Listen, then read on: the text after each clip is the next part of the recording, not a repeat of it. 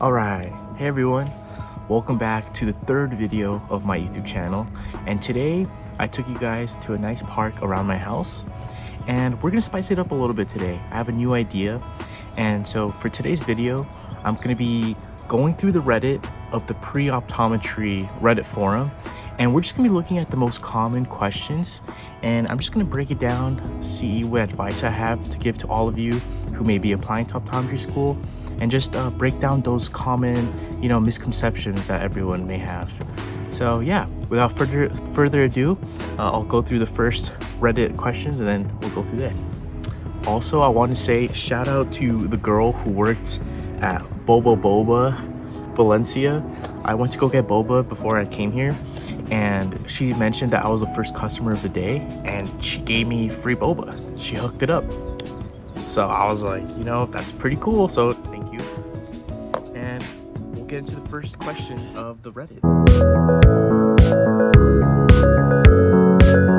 All right. So first question of the day, I'm gonna pop it up right over here. And this is by CatchU8. Hi everyone, I took my OAT today and I got a 320 total science and a 310 academic average. I have a good GPA, 3.67, and the school I want to get into is Nova. I was wondering if I still have a chance. Am I overthinking? I was hoping for some advice. Well, CatchU8, I'm gonna let you know right now that with a 320 total science and a 310 academic average, you're already above the national average.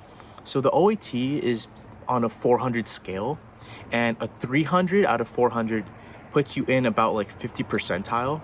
So the fact that you got a 310, anything above a 300 is above the 50%, which is great, right? And most schools require a 300 minimum academic average. And so right off the bat, you're fine. And a 3.67, it's not the highest, but it's also not the lowest. You're at a good, middle range. So I think for people who are overthinking about their stats and everything, you should just look at yourself and really evaluate your application as a whole, because most of these schools, they really do take in everything into account, not just your academics. And so with a pretty good OAT and a pretty good GPA, but with outstanding letters of recs and very good personal statements, you're more than capable of getting into the optometry school program that you want to get into.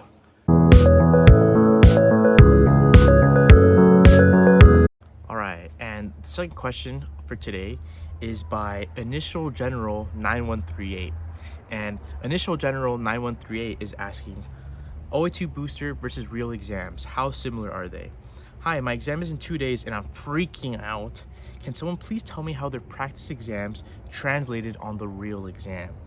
I feel like booster grades harshly on physics and Q&R, but I'm not really sure how it works.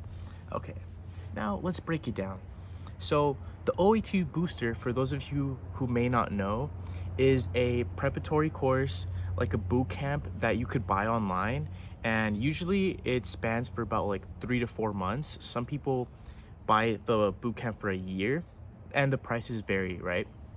So the OAT booster gives you practice exams, gives you lecture videos, notes, flashcards, anything you could think of to prepare you for the OAT exam. Now, this person is asking, how similar are the practice exams from OAT booster to the actual real exam? And someone who had the OAT booster for about 4 months and who took the exam right after, I'm gonna let you know that they're very, very similar. The OAT booster is very, very great at just mimicking the test style, even the way the test format is set up. When you're taking the practice exams on OAT booster, they have this feature where you could add a delay after you submit your answer, because on the day of the exam, you're testing on these old computers, and most of the time when you submit your answer, there's a delay of 2 to 3 seconds before you move on to the next question. So it even mimics that.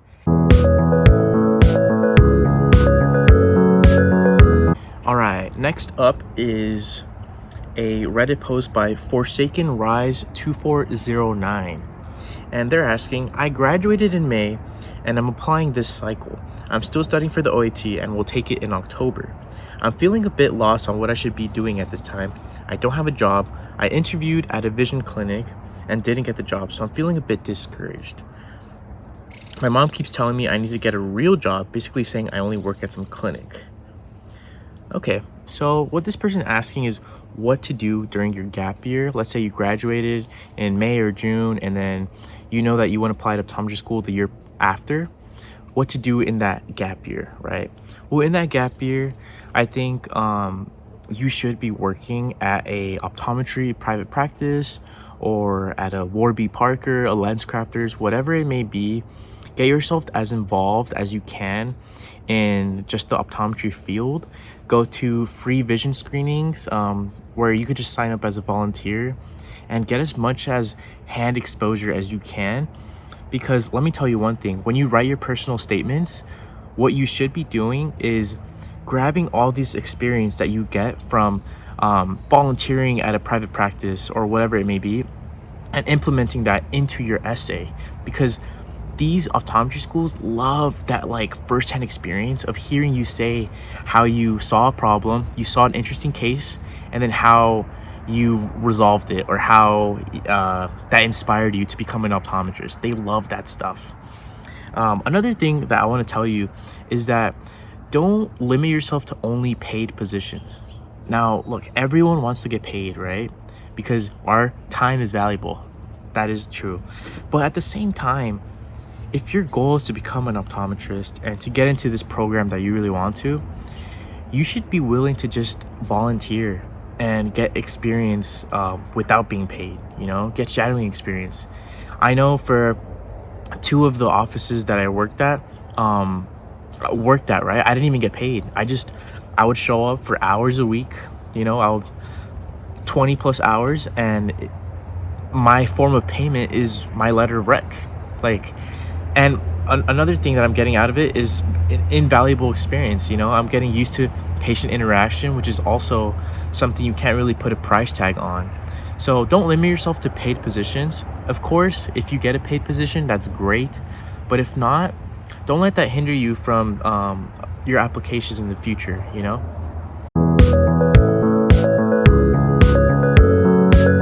All right, next Reddit post is by odd_gate_7140 and they're asking, question, new to this, is it too late to apply to the 2026 cycle if school is rolling admission? Now, this person is asking if it's too late to apply to the cycle that's currently going on. Now, for those of you who don't know, right now we're currently in the 2026 cycle. So the OptumCast application opens around like June, July, and it closes around next year, 2026, of like May. So the cycle is not so much an exact year, but it's about a year where you could apply and then do your interviews and all that stuff. So another thing is that it's rolling admission. So rolling admission means that the earlier you submit your applications, the better. Why? Because rolling admission essentially means that as the year goes by, more and more seats are being filled up. And so if you apply later in the cycle, it's going to be a harder chance for you to get in, because there's like a little bit of seats. You're fighting for a little bit of seats, right? But if you apply early, you're more likely to get in with not the best stats or scores, because they have more seats available to you. And so they're more open-minded on who they want to let in, right? And so for this person, my advice to them would be to basically like evaluate what your scores are, how ready you are to apply, because it is quite a lot to get your letters of rec, write your personal statements, take your OAT, wait for the scores to come back. It all takes a long time. And so my best advice to you would be to apply next year, probably in July or August, very early in the admission cycle, so you have the best chances of getting in. But of course, that depends on a case-by-case basis. If your scores are great and you're ready to apply, why not? It still is pretty early for the cycle. We're still in October. I had a couple friends of mine who applied in January and who got it in March. So it really doesn't matter. It's not a universal thing, so yeah.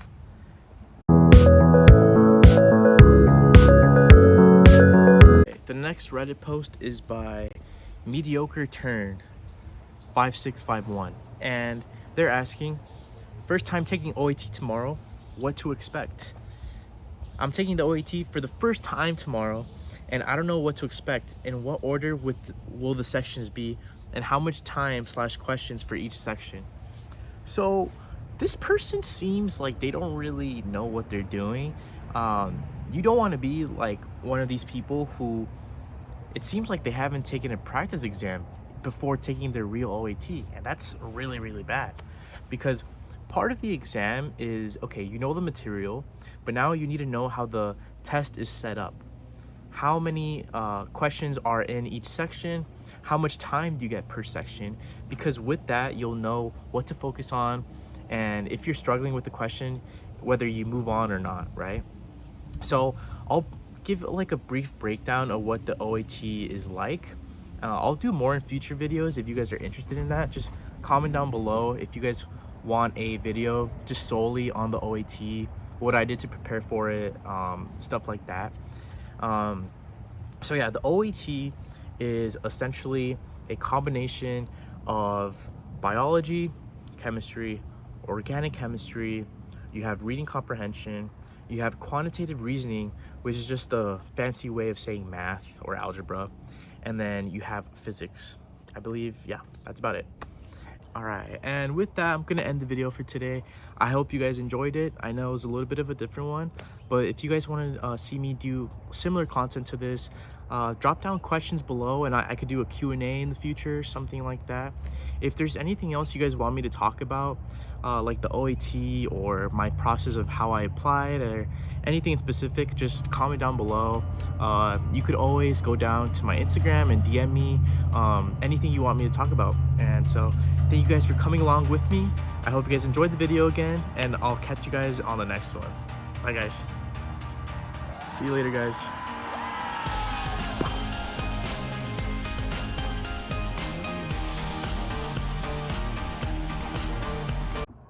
Okay, and last thing I want to say is I want to give a huge shout out to everyone who's watching the videos and supporting it, commenting down below, sending me messages on Instagram, telling me to just keep going, because that really does motivate me to just keep going and posting these videos. I know that like one day I'm gonna be looking back on this and kind of reflecting on my whole journey as an optometrist, and so I just want to take you guys along with me. And just really help you guys, you know. To anyone who's watching, like, comment down what you guys want me to do next, talk about, like, and I'll be there for you guys, you know. So thank you to everyone who supports me. It really means the world to me. And a special shout out to my sister, who has always been there for me, and she even gave me this little Lego piece here, if you could see it. And look, it's me, and it says Dr. Diaz, you know, and I just think this is the coolest thing ever. And so whenever I study for an exam or something, I put it right next to me, and you know, little things like this that like just help me keep going and doing this stuff. Sorry if there's a fly, oh my god. But yeah, and I just want to know that you guys mean the world to me.